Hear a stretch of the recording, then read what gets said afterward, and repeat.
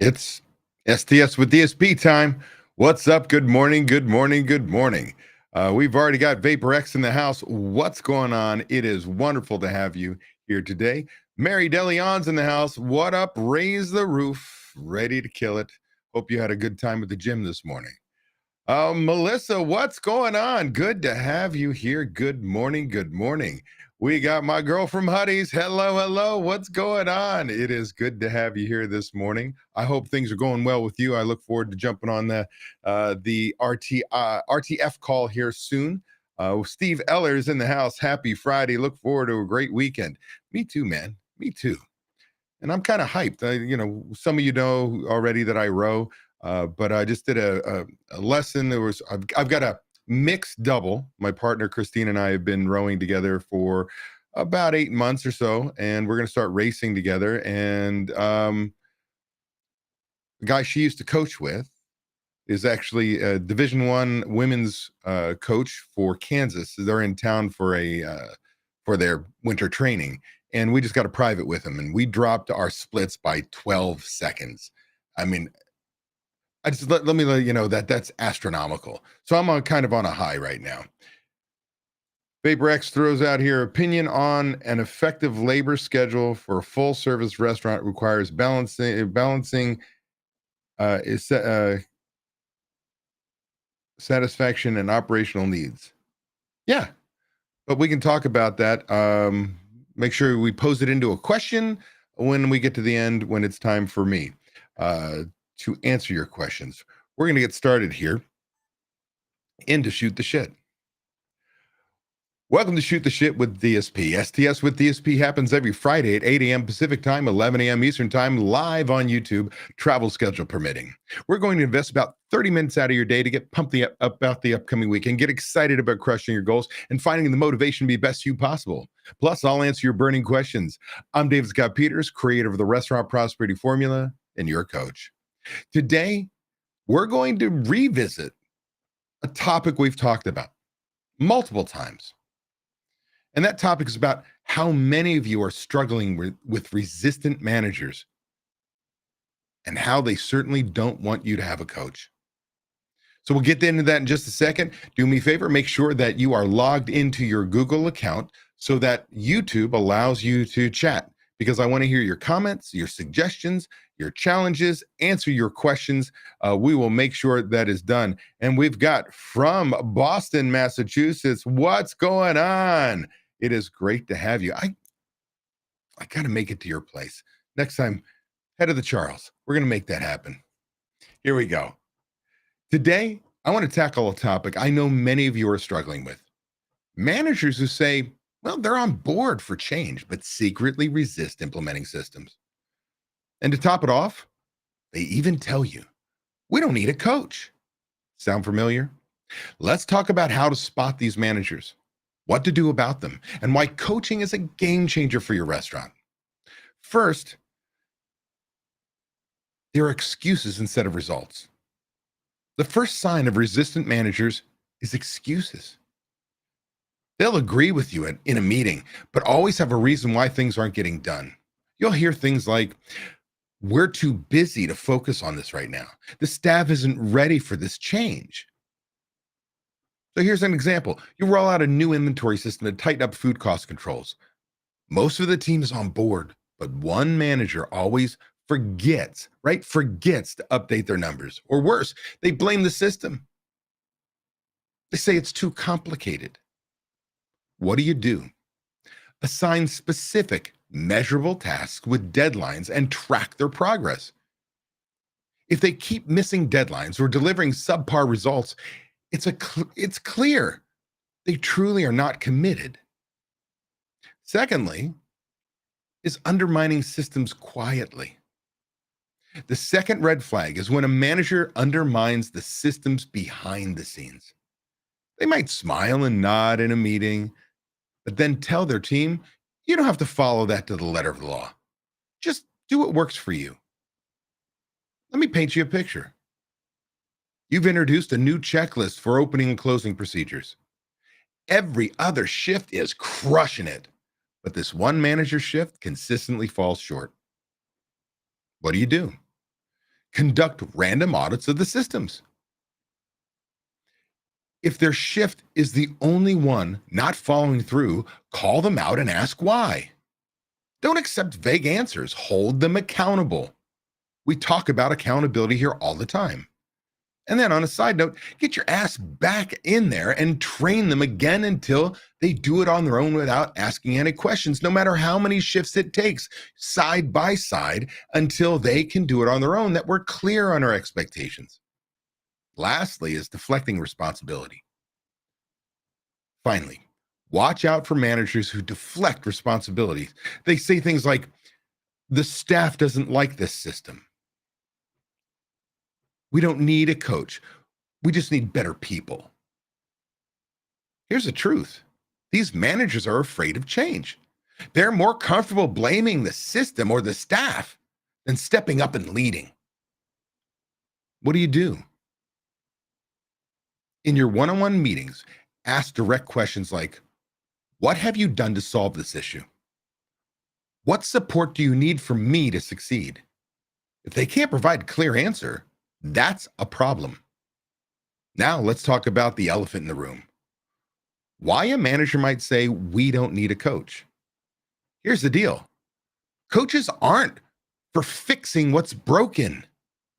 They're for building what's right. Do you understand that? It's not coming in and saying, oh, look what you've done wrong. Instead, it's this is the foundation and this is what you do in order to do it the right way. Again, think about the best athletes in the world. They all have coaches. Not because they're bad at their sport, but because they want to be better, faster, stronger, and more strategic. In the restaurant world, coaches and coaching bring the same benefits. A good coach helps you see the big picture, hold your team accountable, and push for continuous improvement. If you're standing still in this industry, you are falling behind. So when a manager tells you, we don't need a coach, ask yourself, are they really trying to project or protect the restaurant, or are they trying to avoid accountability? My challenge for you this week is take a hard look at your management team. Are they truly on board? Or are they just going through the motions? Start holding them accountable for their actions, not just their words. And if you're ready to build a team that fully supports your vision, let's talk about how I and my team can help you as your coach. So I've done this before, but I'm going to throw this up there again because this is my channel. To learn more about our coaching programs, make sure you go to https://dsp.coach/Ryan to get on a discovery call with Ryan. Take about 15 minutes. He's going to learn more about you and your business, your challenges. He's going to tell you what we do and solutions to help those challenges. At the end of the call, you can say, hey, Pound Sand, this is not right for me. Hey, I need to think about it, or let's get going. You've got nothing to lose and everything to gain from that call. There are no strings attached. All right, restaurant pros. It's time for your questions. Drop them in the chat. Let's make this a productive start to the weekend.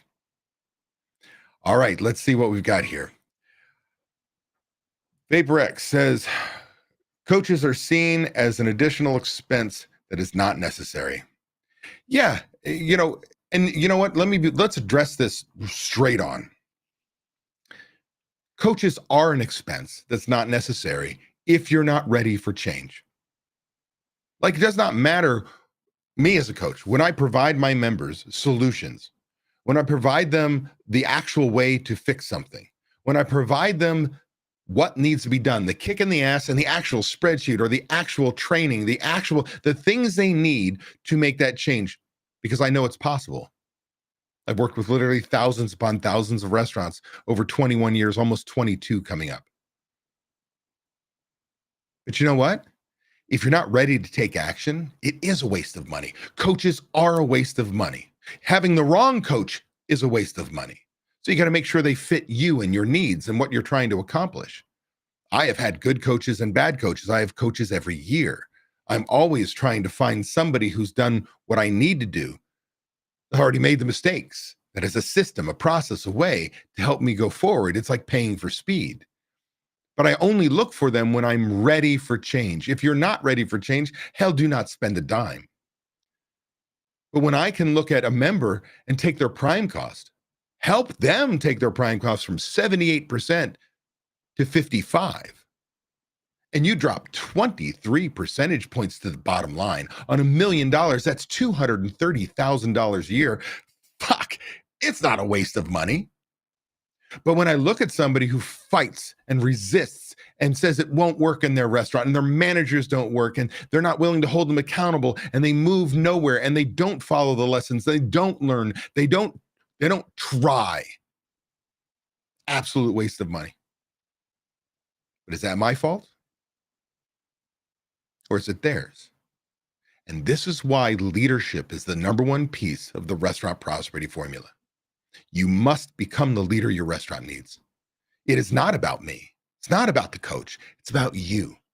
Are you ready for change? Because if you are, I'll give you exactly the steps that I have had thousands of restaurant owners and managers follow over the years. It's not rocket science. This shit's actually simple. The hard part is getting the people to do it. The hard part is changing your company culture. The hard part is changing your habits and creating new habits that change your life. And that's not under exaggeration. Let's see here. What do we got here?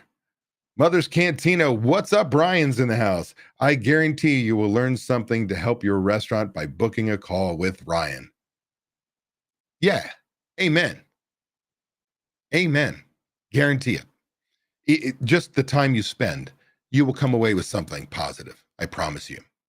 What questions do we have today to get ready for this weekend, to get ready for next week, to get ready for the Super Bowl? I don't know what you got, the national championship. We've got holidays coming up.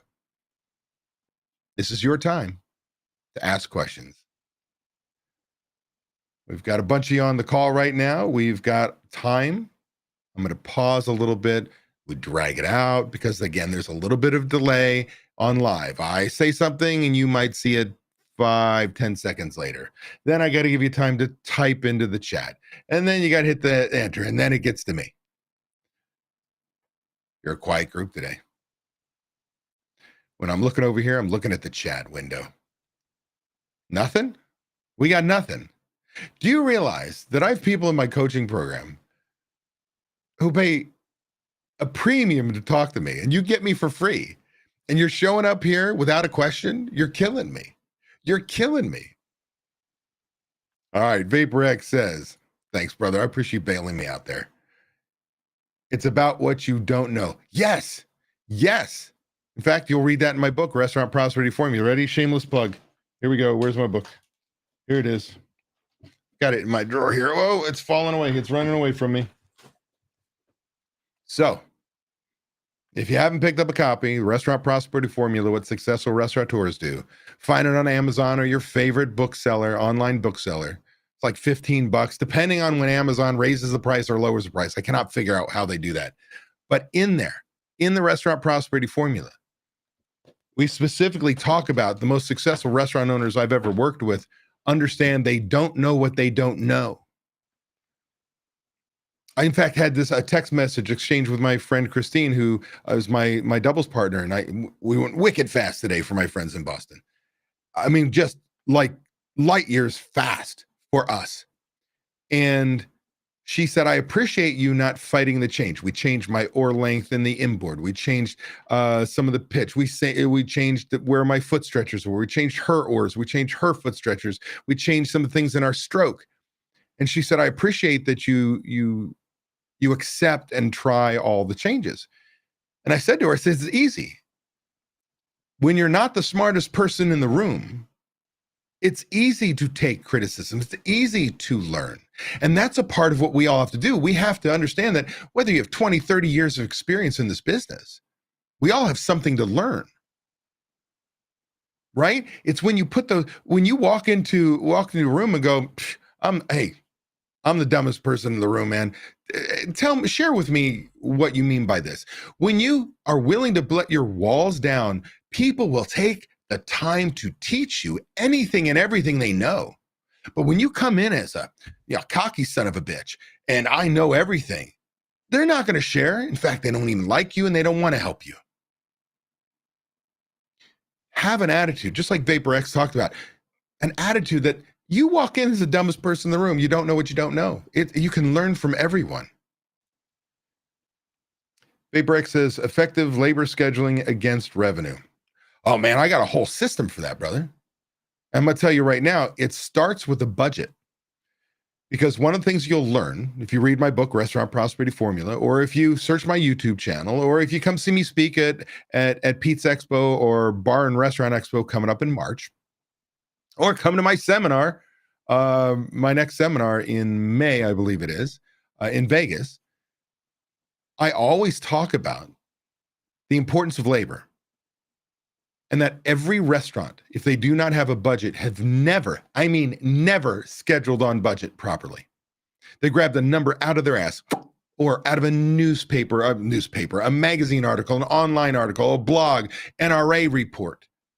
And they use that same labor target throughout the year. Well, some of you are seasonal. In the off season, you might run a 38% labor cost on purpose, and might run a 16 in season. So without a budget, we don't know what our target should be by month. Well, once I give you that target for each individual month, I've got a whole nother system that based on that, your forecasted sales, last week's numbers, those targets, I can tell you how many hours and dollars you have to spend next week by position, that we can go into the week on budget. But I can't do that without a budget. Critical piece. Graham says, good morning, Mr. David. Good morning to you. It is awesome to have you. Huddies, what's up? Thinking about labor costs and scheduling people for marketing, special projects, margin edge, etc., which seems like it will knock off the budget ratios. How much do I schedule for without a budget? Okay. So she's going through the program, RTF with Steve. And so we're not to a budget yet with you, right? Where do I spend my money? The truth of the matter is there are a number of things that must be done in your place in order to move forward. So I would just tell you to look at it and say, number one, what am I willing to invest in this? The trade-off is what will I get the benefit from it, right? And you're in a position that you don't have managers. Like if we had managers, we would be assigning these tasks to them. So you're trying to create these supervisor types in the first place. And some of these projects are going to help you do that. Now, I'm not telling you to overspend. We've got to look at the benefit. So one of the things on the next coaching call with Steve is you want to bring this up and we want to talk about what your revenues are, where your labor cost is running now, your food cost, your prime cost, and say, based on those revenues, if we increase it by $500 a week, would that $500 a week kill you? Even if it has to come out of your back pocket because you're not in a position of profitability. Would that $500 translate into 3 points in food cost because you're getting margin edge in place? Well, then it's an easy answer if I have the cash reserves. If I don't, I've got to figure it out how I can make that happen during shifts that I might be increasing by only a couple $100 a week. So it's a very difficult question to answer without more detail, but I hope that helps. And Steve's on here, so he now knows the question to ask you. Graham says, we have big problem here in Japan. The professional waiters are rare to find and are expensive. We only get workers that are students or people without experience. I'm seeing my business going bad. Okay, so let's talk about this.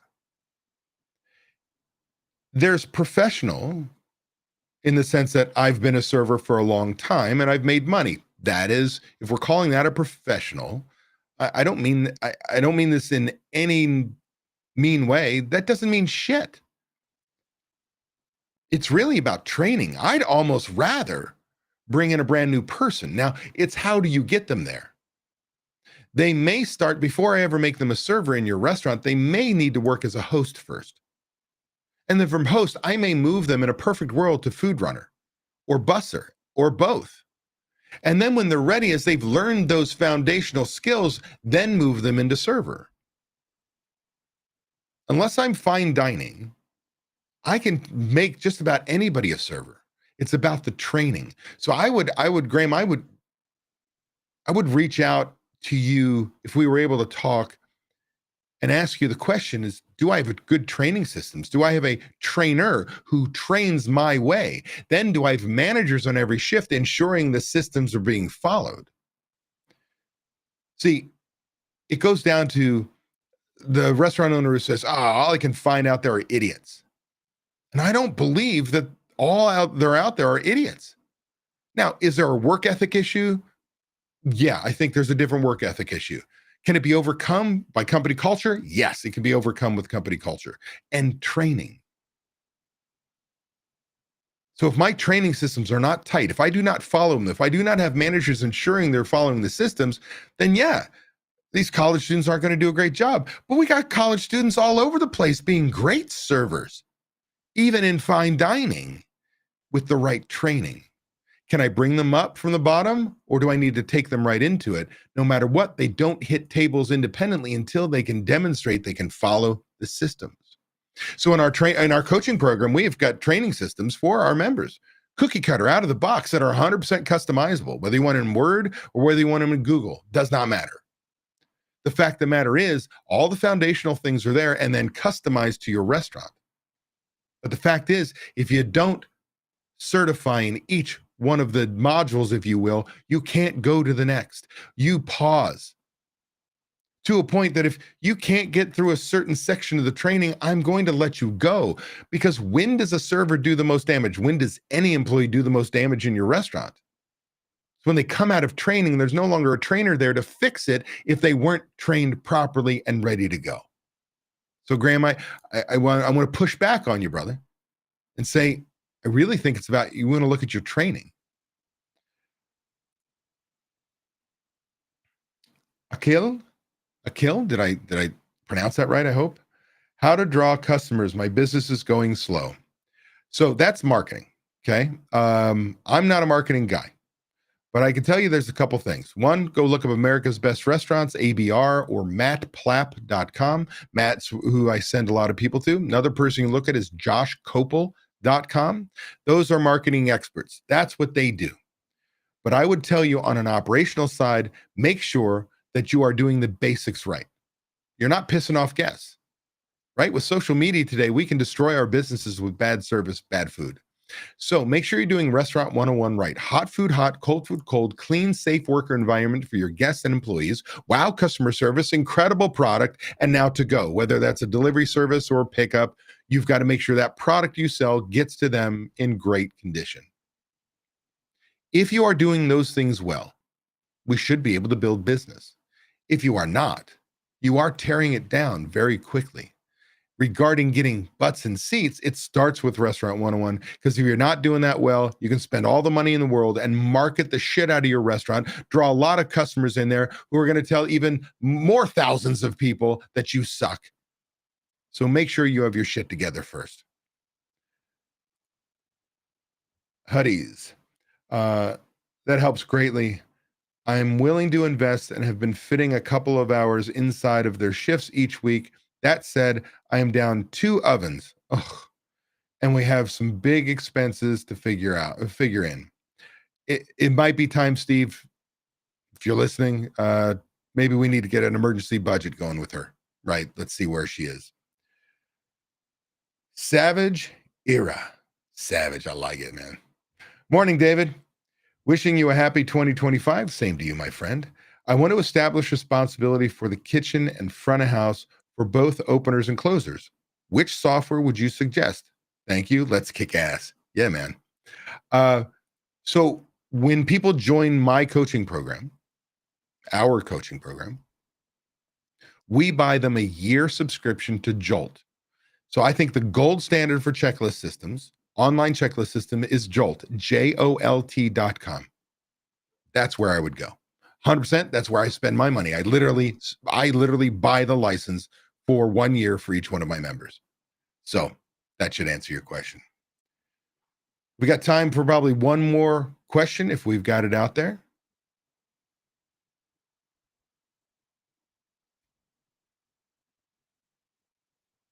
Anyone? Bueller? That it? All right. Let me look at my calendar real quick here. Next week. There is no shoot the shit next week. So you have next week off, no time with David. The next shoot the shit will be January 31st. Holy crap. January is almost over. So, with that said, know that I appreciate each and every one of you. I do want to leave you one more time that if you want to learn more of how we can help you with your restaurant, to achieve restaurant prosperity, which is freedom for your restaurant, the financial freedom you deserve, I invite you to go to https://dsp.coach/Ryan. Get on a 15-minute, 20-minute discovery call with them. Heck, if things go really, really well and you're having a great conversation, maybe it goes 45 minutes or longer. But within 15, 20 minutes, man, that's all we need to learn about you, give you some solutions, tell you what we do. And again, depending on how your conversation goes, maybe you say this is not right for you. Maybe you need to think about it. Maybe you say, damn it, this is exactly what I need. Appreciate each and every one of you. I hope you have a fantastic weekend. Kick ass, everybody. Peace.